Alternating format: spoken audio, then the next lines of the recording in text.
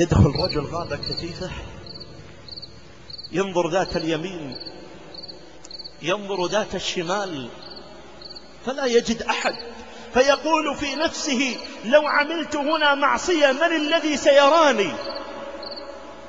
لو عملت هنا معصية من الذي سيراني؟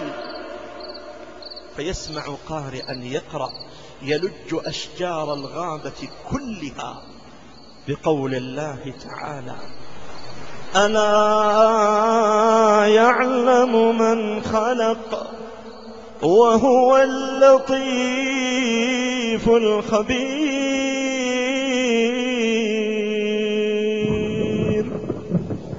أين رقابة الله عز وجل؟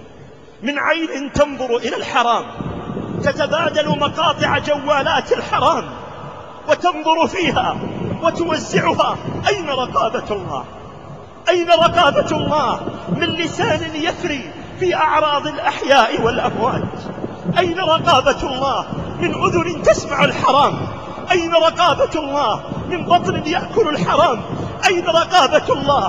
من فرج يلغ في الحرام. يوسف عليه السلام أليس شابا؟ أليس عزبا؟ أليس الذي دعته امرأة العزيز؟ ما الذي صرفه عن الفاحشة وهي متهيئة له؟ لما تذكر العظيم، لما راقب العظيم، لما راقب العظيم، لما راقب العظيم. راودته التي هو في بيتها عن نفسه وغلقت الأبواب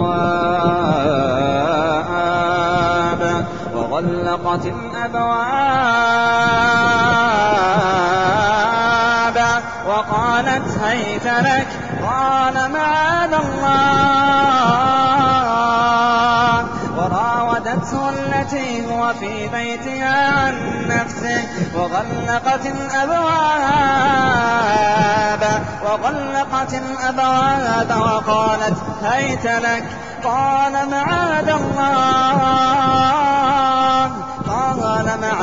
الله إنه ربي أحسن مثواي إنه لا يفلح الظالمون.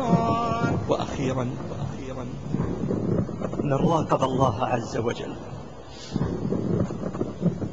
من إذا أراد أن يعمل المعصية تذكر رقابة الله، تذكر أن عين الله تنظر إليه فخشاه وخافه وهابه، وتذكر أن الله في الحديث القدسي يقول: عندما يعمل العبد ذنبا يستحي أن يعمله أمام البشر وهو يجاهر به أمام رب البشر، أن الله يقول: يا عبدي أجعلتني أهون الناظرين إليك؟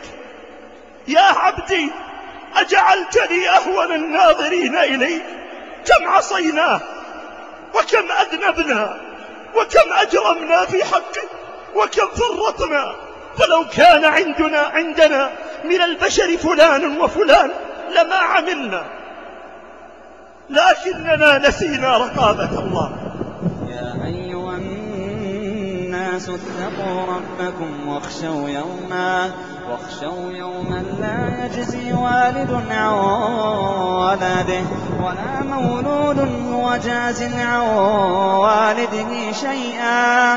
يا أيها الناس اتقوا ربكم واخشوا يوما لا يجزي والد عن ولده ولا مولود هو جاز عن والده شيئا.